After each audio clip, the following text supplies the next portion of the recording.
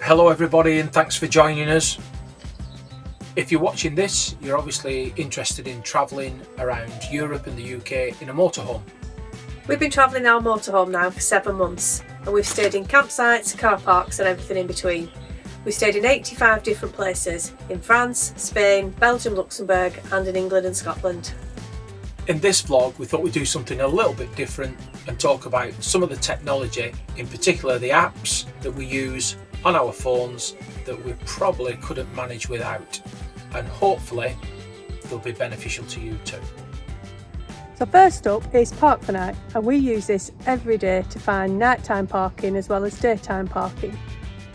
The app's free if you want just the online mode, but we paid $7.99 for the offline mode, which means we can use the app whenever we don't have data.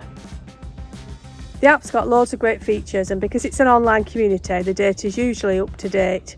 You can find places to stay that have your services, laundry, a campsite, a stopover, a car park. It's worth reading the reviews. You need to be online to read the reviews if they're in a foreign language and the app will translate it, but otherwise you can just go off the scores. Sometimes people give it a low score for reasons that don't matter to you, so it is worth checking before you make your decision.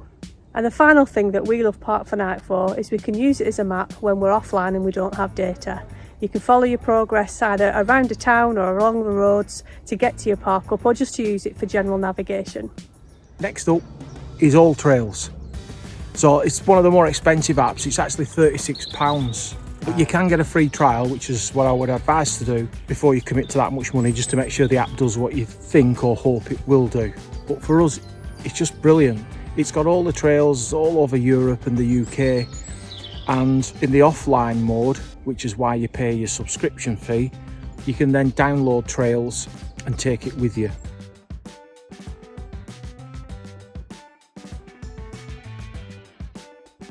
So it uses your GPS to track you against a pre-recorded route or hike. They're all submitted by people that have walked the hikes and reviewed them and submitted pictures. It gives you all your stats about how fast you're walking, how many miles you've covered, etc, etc. But another little bonus is if you're in a town or a city, as long as you've paid the subscription for the offline version, you can use it just to plot your way around the town centre, because all the paths and roads are on there. So a brilliant piece of technology, especially if you like being outdoors.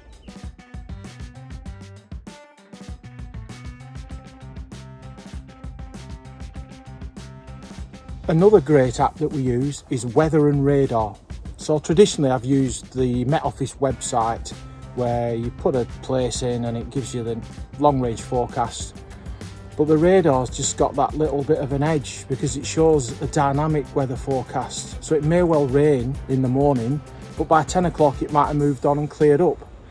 So over the day and the following days, we can get a picture not just what the weather's going to be like, but at what time of day we can get out in the dry and enjoy a hike. An app we find really useful in loads of different situations is Google Translate. We've used it to talk to people that we've met and we're asking for directions or help. We've used it in shops to buy specific things, and we've used it to look at signs.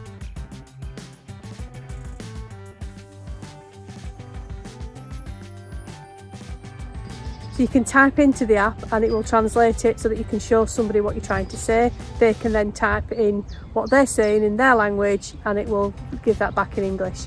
You can download various different languages before you set off on your travels, so that you know you've got enough languages to manage the whole of your trip. Hello. Hallo. Good afternoon. Goedemiddag. Can you tell me where the petrol station is? Kunt u mij vertellen waar het tankstation is? Thank you very much. Hartelijk dank. Easy for you to say. So the live speech translation will only work if you're online, but you can type in and talk to somebody that way in the offline mode. And finally is the My LPG app. So we use LPG, as I'm sure you all do, or most of you do.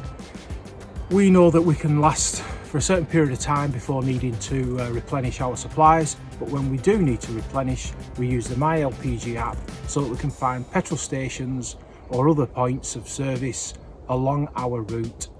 Makes life easy. The app shows the cost and location and is updated by users so that you know the information is accurate to a certain date. Really good app. We just use it every week or two. Thanks for watching the vlog. We hope you've enjoyed it and we hope you've found it useful. Maybe tune in again and see what we get up to.